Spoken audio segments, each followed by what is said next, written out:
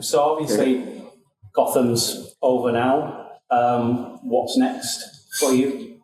It's this little movie that I'm working on. It should take about 4 years to shoot, called College. Really, that's kind of my biggest priority right now. I'm still auditioning. I'm still looking for work. I have to pass on some things because I'm just not looking for anything long term right now. Nothing like Gotham, no network 22 episode things. That's just not realistic because I want to go to college. So anything that might fit in a summer break or a really good something that I might want to take a quarter off for, I'd be more than happy to do, because I definitely want to keep acting and I definitely want to act once I'm out of college. But I want to take this opportunity while I'm this age to have this experience and further my education. Good choice.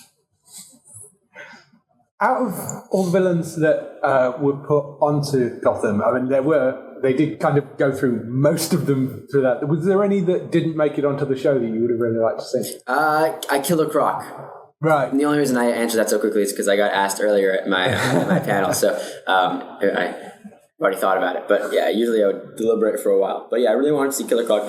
I also really wanted to see Talia al Ghul, because there was so much al Ghul going on in the show anyway. It would have been cool to have Talia on. I'd be curious who they would have cast for it, but yeah. All right. Would you want to revisit the character? Because you kind of got to kind of its peak, and the last couple of episodes we saw your face behind the cowl, but not actually you. Was it a bit of your voice? Would you like to go back and actually play Batman? Yeah, I'd love to.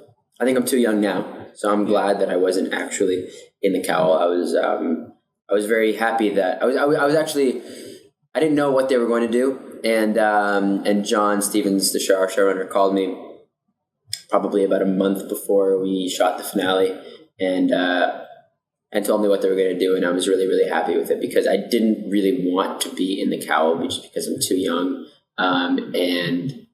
but also, obviously, I put 5 years of work into this. I didn't want somebody completely new taking it over. I mean, if that's what they did, I would have been okay with it, honestly. And that's what I thought he was calling to tell me. But then when he said they were going to use my face and they were going to use my voice, I was very happy with that compromise. But yeah, in terms of coming back to the character later, I'd be overjoyed to. Yeah, I mean, I feel so connected to it. I've never been with a character so long. It's like any character you do becomes a part of you, And I was playing this character for 5 years, way longer than any other character that I've ever played. So definitely, there's a piece of Bruce in my soul, and I'd love to revisit that part in the future. Were you a big fan of Batman when you were younger? Did you grow up with the cartoons or the comics? Yeah, I grew up with honestly just the Christian Bale movies. They were kind of sprinkled throughout my childhood. I think I was 5, 8, and 11 when they came out. So that's what I grew up on. That was the epitome of Batman for me, and it was just that. For me, the coolest thing, I always loved Batman. He was all my favorite superhero, and it was because of the gadgets and just how cool he was. He was the epitome of cool, and that was always my favorite thing. I always loved gadgets and loved playing walkie-talkies with my friends in my house and playing spies and stuff like that. So I love Batman. And but yeah, I didn't read the comics until I actually got the role. And then I did everything. So what do you think of the announcement of the next Batman, Robert Pattinson? Is he still? I heard that he backed out because of scheduling stuff. I mean, I'm very happy. I'm very happy with it. Because I think he's a great actor, and I've seen him in some stuff other than Twilight, and I think I'm very excited, and I'm very excited. I don't know. For me, it's hard to say I'm happy with it or I'm not happy with it because I haven't seen it yet. Do you have a question? Yeah. What cast member did you like the most from while on set? Ooh, not because through any fault of anyone else, but just because I worked with him the most. Definitely Sean Pertwee. I learned the most from him just because he had so much to teach, and I worked with him by far more than any other cast member. So, and it wasn't even things that he would explicitly teach me. It was more just things that I would notice that he did that I kind of rubbed off, not even consciously, just like subconsciously rubbed off on me because he was such a good actor. My mom always says acting is like playing tennis. If you play against someone who's better than you get better. If you play against someone who's worse, you get worse. And working with Sean, I only got better. Was it daunting being so young when you started the show to be, next to actors like Sean? And was it exciting? How did you feel when you first started looking back? It wasn't daunting. A lot of people, I thought you were going to go with like, was it daunting stepping into this iconic role? Well, that too. Yeah.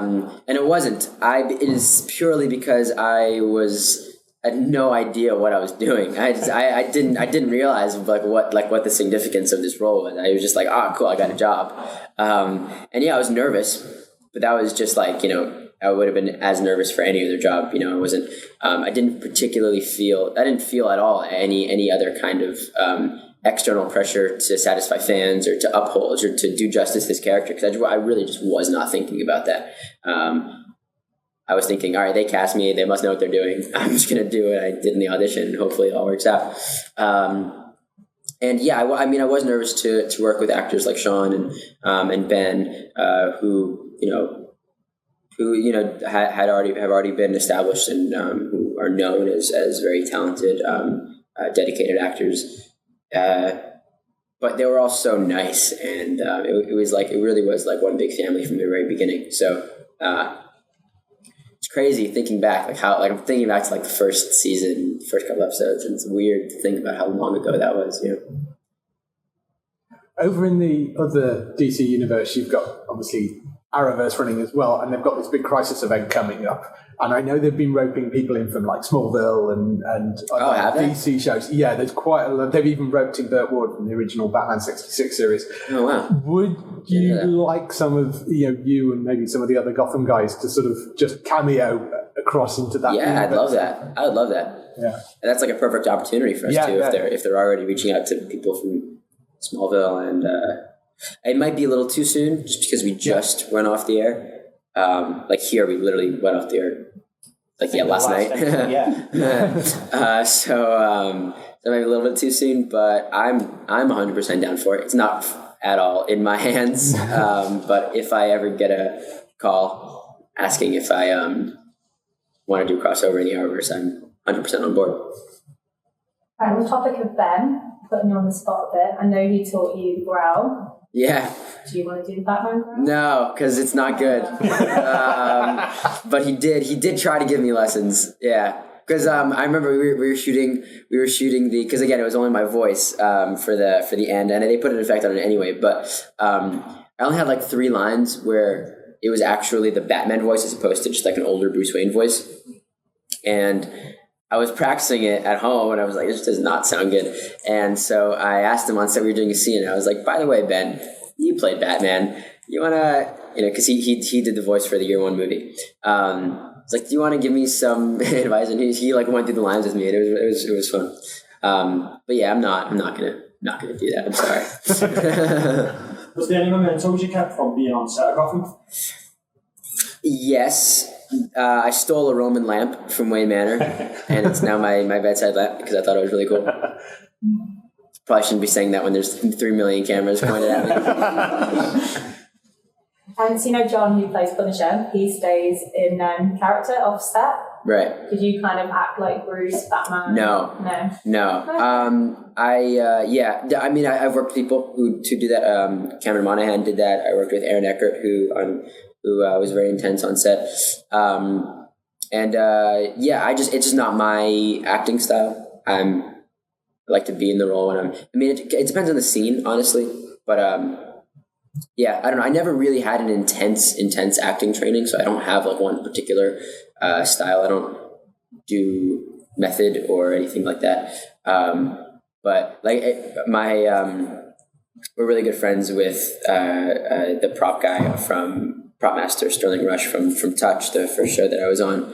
And one thing he always said was that you could always tell like from a distance whether I was in character or not, because like when I was Jake Baum was my character on Touch, I was always super stiff and was always like walking, super stiffly. And when I was like David, I like running around, laughing and stuff like that. So that's just like the second it's cut, I'm back to me. That's just my acting style, but to each their own. So you've played an iconic comic book hero, anti-hero now. If you could play a villain, who would you want to play? DC villain or any villain? Any villain. Any villain.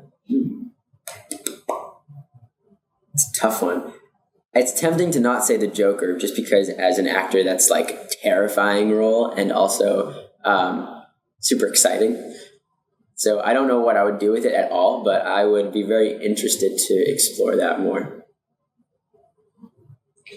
If you could appear in any TV show, past, present, or future, what show would it be? It would have to be Rick and Morty. I mean, it would have to be, yeah. It'd be really cool if there was like a character that like they animated to look like me, and I got to voice it. I'm not hoping Justin Roiland sees this or anything. Do you play any video games? I don't religiously play video games, but I have become obsessed with a few of them. Uncharted 4 I was obsessed with for a good 3 nights before I finished it. And I don't know if you guys know Clash Royale. I bang Clash Royale all the time on my phone. I was just playing a second ago. Let's see what else. Injustice. I have that on my phone. I have a bunch of VR games. I have a PlayStation. I just don't play like games on it. Like when I go on my PlayStation, I just kind of go for like the VR experience and just play like a cool driving game and like pretend I'm driving in the Alps. You played the Batman VR game? Yeah, of course. The thing about the Batman VR game is that you're done with it in a half an hour. Yeah. Like it's really, really cool for that half an hour, but then you can do it again, but it's like, all right, I kind of did this before. Yeah. I get the deal. It's like it's cool to practice the batarang throwing. Yeah. But that's about it. What was your favourite scene you did in Gotham? That's such a hard question. It's like a 4-way tie between the Matches Malone scene, the Carnival scene, the party scene in season 4, the club, the scene earlier in season 4 where Bruce is the billionaire brat and he's like bidding with Barbara. The fight with Jeremiah in Ace Chemicals. Yeah, 5-way tie. I think that's 5. What was it like having to play 2 versions of Bruce? It was cool. It was cool. Yeah, I was kind of upset that character never came back because he didn't die. In an earlier draft, he was killed, and then they let him live. So I was like, all right, I guess he's coming back in season 4, but then he never did. So I don't know. But it was fun. It was really fun. I was really happy that the writers kind of gave me that challenge. If there was any part of the series that you'd like to have expanded on, what would that have been? As in like relationships, a story expansion, like maybe because they have a lot of stuff to cram together. Yeah, I think what I would have liked to see is Bruce's billionaire kind of party side explored more, and more as a front for what he was actually doing. Like that kind of, I would have liked to explore, because that's obviously a famous kind of thing in the comic books, that he has this front to the public so that he can better hide what he's really doing. And I would have liked to kind of, we could have done that in Gotham, and just didn't get the opportunity. What was the last day on set like? It was sad, but it was also really fun. Because like Sean and I got everybody a waffle truck, so everyone was munching down on some nice waffles and ice cream, and Aaron was directing, and we were shooting the. I'm assuming I can say this now. We were shooting the Jim and Lee marriage in the GCPD, so we were on set. Everybody in the cast basically was there. We were all eating waffles. We were all signing cards for everybody.